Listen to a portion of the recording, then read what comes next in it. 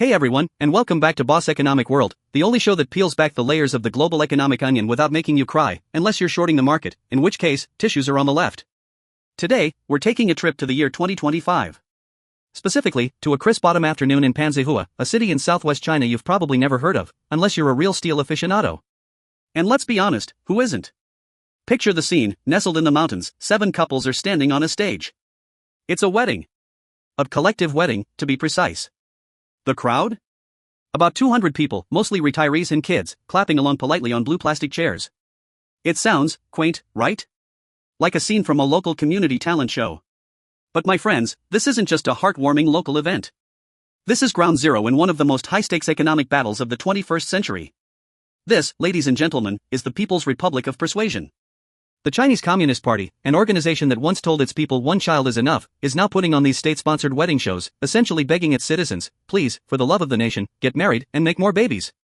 It's like your parents, who for 20 years told you video games would rot your brain, suddenly buying you a PS10 and an 4 drip of Red Bull because they read an article that pro-gamers make millions. The whiplash is real, and the desperation is palpable. So, what's going on? How did the world's most populous country go from forcibly limiting births to frantically promoting them? And more importantly, will any of it work?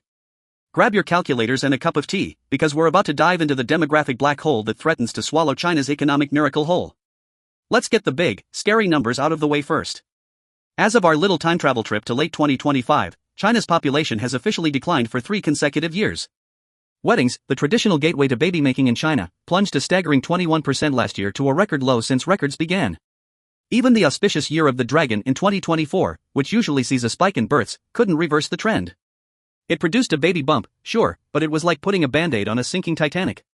The number of births was still the second lowest since Mao Zedong was hanging posters in 1949.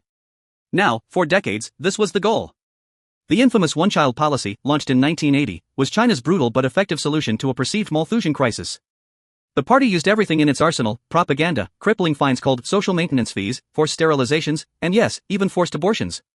Local officials had birth quotas, but they were quotas on how few babies could be born. It was a social engineering project on a scale the world had never seen. Fast forward to today. The policy was relaxed to 2 kids in 2016, then 3 in 2021. And now the government is trying to undo 35 years of psychological conditioning with collective weddings and cash. This isn't just about cute babies. For an economist, demographics is the fundamental operating system of an economy. It dictates the size of your workforce, the dynamism of your consumer market, and the sustainability of your social safety net. And right now, China's demographic OS is flashing a fatal error message. The key metric here is the dependency ratio. Think of it as a family pizza. It's the ratio of non-working people to working-age people. The workers are the ones buying the pizza. In China right now, the ratio of workers to those over 65 is about 4 to 1. 4 people chipping in to support 1 retiree. Manageable. But projections show that ratio is on track to become 2 to 1 in less than 2 decades. 2 people trying to do the work of 4. That means pensions are in jeopardy, healthcare systems will be strained to the breaking point, and the tax burden on the young will be immense. A shrinking workforce and an aging society are a direct threat to everything Beijing holds dear: consumer demand, military readiness, global ambitions, and ultimately, social stability. Xi Jinping's China dream could very well be woken up by the nightmare of a demographic collapse. So, back to our little wedding in Panzihua. This city isn't just a random spot on the map. It was once a symbol of Mao's industrial ambition, a steel town forged in the mountains during the Third Front construction of the 1960s. Now, it's a symbol of something else: a laboratory for pro-natalist policies. In 2021, Panzihua became the first city in China to try a novel approach, bribing its citizens to procreate. They started offering families 500 yuan a month, that's about $70 for every second and third child under the age of 3. So, $70 a month. What did that buy them?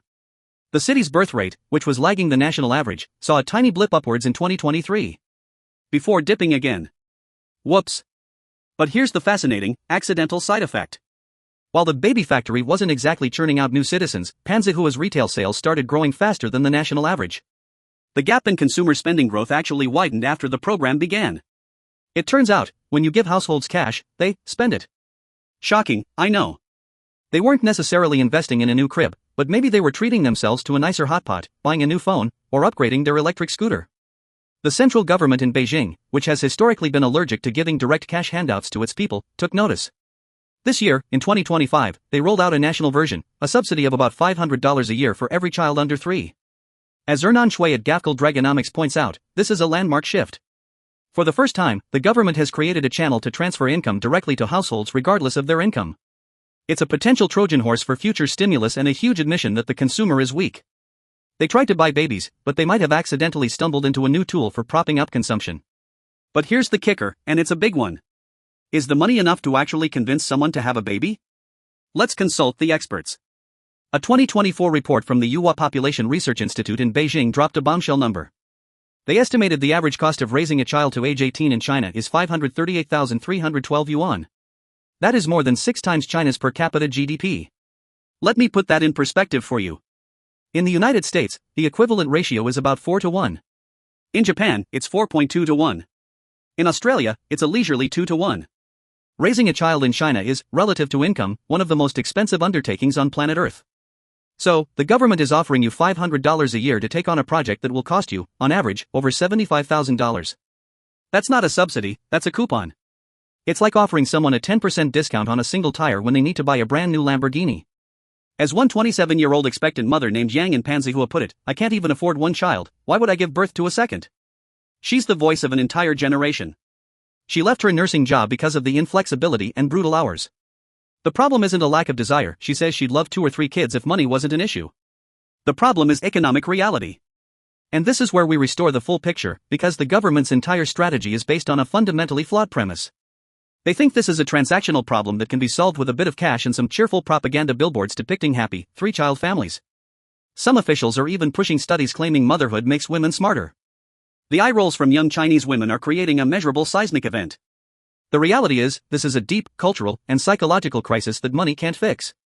First, the social contract is broken. For 40 years, the party's promise to the people was simple: endure the lack of political freedom, work hard, and in exchange, your life will get better every single year. And for a long time, it did. But that engine of perpetual growth is sputtering.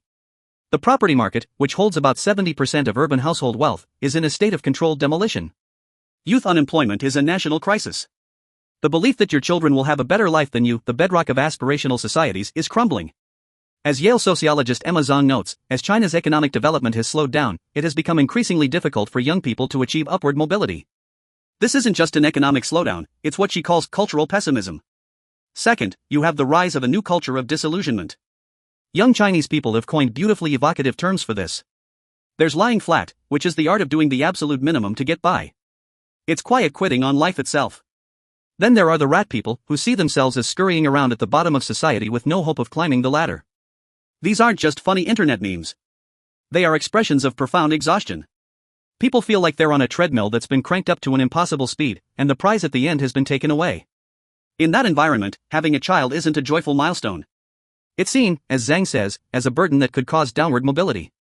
Adding a kid to the equation is like trying to run the treadmill marathon with a weighted vest on. Third, and perhaps most importantly, is the changing role of women. The generation of women being asked to have more babies are, ironically, the direct products of the one-child policy's unintended consequences. Families poured all their resources into their single daughter. They educated her, pushed her to have a career, and gave her opportunities previous generations of Chinese women could only dream of. Now, that educated, ambitious woman is being told by a deeply paternalistic state that her patriotic duty is to go back to a more traditional domestic role. The response has been a resounding no, thank you. Listen to Tang Ping, a 36-year-old mother of 2 in Panzihua. She says, I am very tired. And this is a woman whose husband does all the cooking and laundry. She looks at the younger generation and says, people live for themselves, not anyone else. They've seen the sacrifice, and they've decided the price is too high. The hardship is not a bug, it's a feature of the current system, and they are refusing to install the update. So, let's bring it all back to that slightly awkward wedding in Panzihua. Those 7 couples on stage aren't just exchanging vows. They are actors in a piece of state-run theater. It's a performance designed to project an image of traditional family values that the country is rapidly leaving behind. The government is trying to use its old playbook, top-down commands, propaganda, and mass mobilization, to solve a problem that is intimately personal and deeply emotional. They are learning a very, very expensive lesson: you can command a society to build the world's largest dam. You can command them to build 1,000 miles of high-speed rail in a year. You can even command them not to have children. But you cannot command them to fall in love, to feel optimistic about the future, to take on immense personal and financial sacrifice, and to have a baby. The demographic crisis is the ultimate test for China's command and control economy. It's a problem that can't be solved by fiat. It requires trust, hope, and a fundamental belief in a brighter future, three things that are in even shorter supply than newborns. Beijing can throw all the money at once at the problem, but until it addresses the crushing cost of living, the soul-crushing work culture, and the deep-seated pessimism of its youth, these state-sponsored weddings will remain what they are, a lonely, desperate performance for an audience that has already left the theater. That's all for this episode of Boss Economic World. Stay sharp, stay curious, and remember, if a government ever offers you cash to have a baby, read the fine print. The total cost might be more than you think. See you next time.